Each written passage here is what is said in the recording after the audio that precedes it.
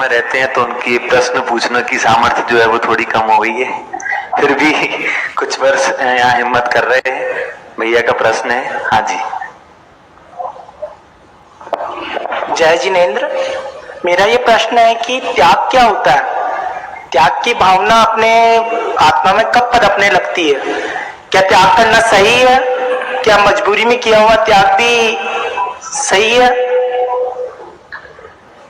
जैन धर्म कि तब उसका त्याग होगा, उससे त्याग वो तब कहलाएगा कि जब उस संबंधी राग का त्याग होगा।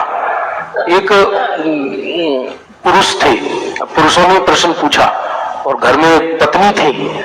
अब डेली जरा भी झगड़ा हो तो बेचारी गांव की थी, सीधी सादी, और जब भी कहा ना माने वो तभी कहते कि मैं दीक्षा लेके चला जाऊंगा, मैं दीक्षा लेके चला जाऊंगा।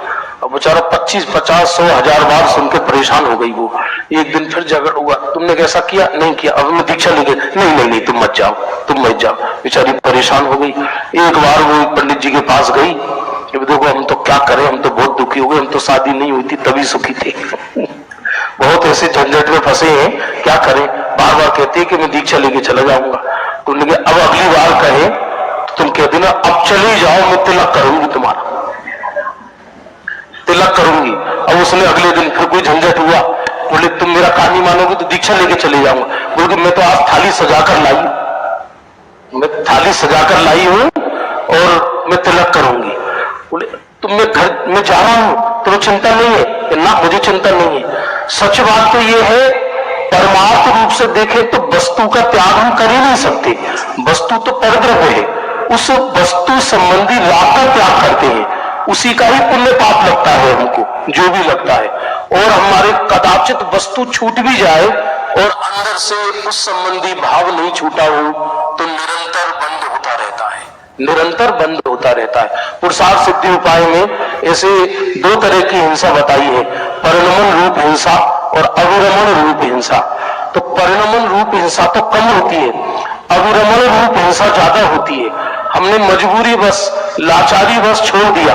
कई लोगों ने देखा मान लो आलू छोड़ दिए, हम तो आलू नहीं खाते, अच्छी बात है, आलू तो गंदी चीज है, अब लेकिन आलू खाने की ललक होती है। और फिर आलू बने, उसकी केले की टिक्की बने, आलू जैसी लग रही है, आलू जैसी लग रही है। तो ये आलू का त्याग किया या आलू खाया? मतलब अब वो एक हमने तो मिठाई छोड़ दी, आज तो अष्टमी, आज मीठा नहीं खाएंगे, मीठा नहीं खाएंगे। अब उस खीर में मुनक्की की चटनी घोट घोट के खा रहे, पिंड खजूरा खा रहे उसमें घोट घोट के। तो भाई साहब आपने मीठे का त्याग किया या मीठे का ग्रहण किया? कुछ समझ में आ रहा है? नहीं आ रहा है। जैसे जिस चीज का दोष पहचाना कि चरणन योग की अपेक्षा कथन चल रहा है, उस चीज को ज्ञानी पुरुष, धर्मी पुरुष, उसके प्रति उनको ग्लानि हो जाती है और उसे अंदर से ग्रह करने का भाव खत्म हो जाता है। जब भाव चला गया तो उस वस्तु का भी परित्याग हो जाता है। देखो परमार्थ से तो आत्मा में त्यागो, इसमें कोई, ये तो उपचार से उपचरित कथन है, व्यवहार से ऐसे कह दिया कि हमने इसका त्याग किया। जब तक आप परमार्थ से निश्चय से नहीं जानोगे तो ये कह रहे हैं कि फिर आपको उसका कोई फल लगने वाला नहीं है। तो व्यवहार का निषेध करने वाला है निश्चय, और जब तक उसका ज्ञान नहीं होगा तो वो व्यवहार किसी काम का नहीं है। ये तो अनादि से अपन ने खूब किया है, अनंत बार मुनि बने हैं तो घर भी छोड़ करके गए हैं, सब कुछ छोड़ करके गए हैं, खूब त्याग किया है, लेकिन फल क्या मिला? कुछ नहीं मिला, क्योंकि अंदर में ये सत्ता ही नहीं थी कि मैं न ग्रहण, मैं परिपूर्ण हूं। पहले ये जाने कि मैं परिपूर्ण हूं, तो फिर मुझे किसी चीज के त्याग की और ग्रहण की आवश्यकता ही क्या है? ये अंदर का है, और बाहर में आप बाहर जो त्याग कर रहे हो उससे वही। एक बात और बोलने का भाव था, गुरुदेव का एक प्रवचन है, यदि आप सुनते हो तो, यदि सुनता है कोई जीव तो समझ लो उससे बड़ा अमृत अभी वर्तमान काल में 2.5 दीप में है नहीं। तो उसमें प्रवचन में ऐसा आया, अज्ञानी का त्याग अंतराय कर्म के उदय से होता है। मतलब उसके अंतराय कर्म का उदय, उसके भाग्य में ही नहीं है वो चीज। और यदि वस्तु का छूटना अकेला त्याग होता तो ये 1 इंद्री, 2 इंद्री, 3 इंद्री, इनके पास तो बाह्य परिग्रह ही नहीं, ये सब निर्वाण चले जाते सबके सब।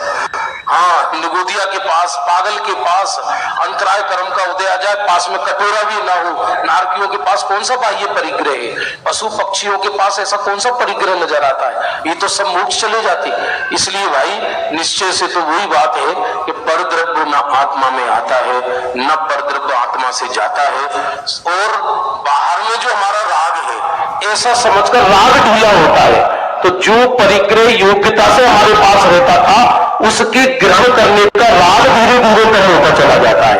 तो जब राग कम होता चला गया तो वस्तु भी अपनी योग्यता से छूटती चली जाती है।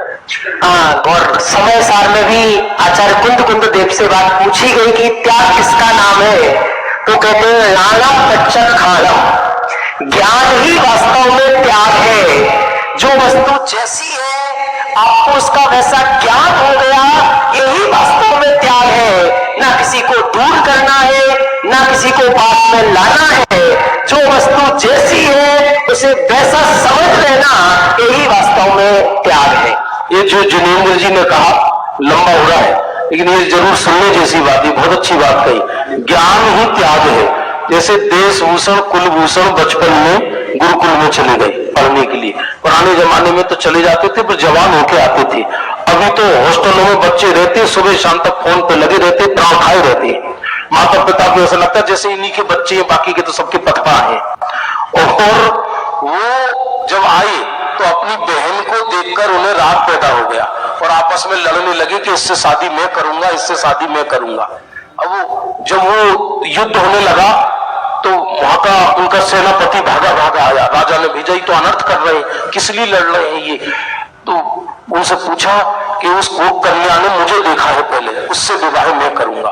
वो कन्या ने मुझे देखा है, उससे विवाह मैं करूंगा, और हम क्षत्रिय हैं।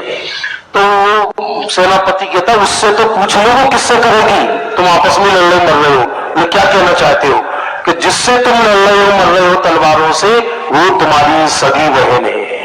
अब बताओ, अब उस सगी बहन का सुनते ही राग छोड़ने में कितना देर लगेगा। ज्ञान होते ही ज्ञान होते ही त्याग हो गया।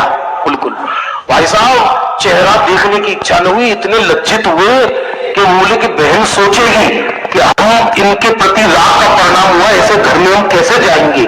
मतलब इतने लज्जित हुए कि वो घर ही नहीं गए और दीक्षा लेने के लिए वन जंगल चले गए। प्रश्न है वर्तमान परिस्थिति से रिलेटेड है कि अभी पहलगाम में अटैक हुआ है, सब हुआ है, इतने लोग मारे गए। तो हम यदि ऐसी भावना भाएं कि मार डालो ना आतंकियों को, क्यों अभी तक बचा के रखा है इनको, मतलब ऐसे परिणाम करें तो उससे हमें पाप बंद होगा कि पुण्य बंद होगा। देखो भाई, ऐसा है, जैन शासन तो हिंसक की हिंसा करने के लिए भी नहीं कहता।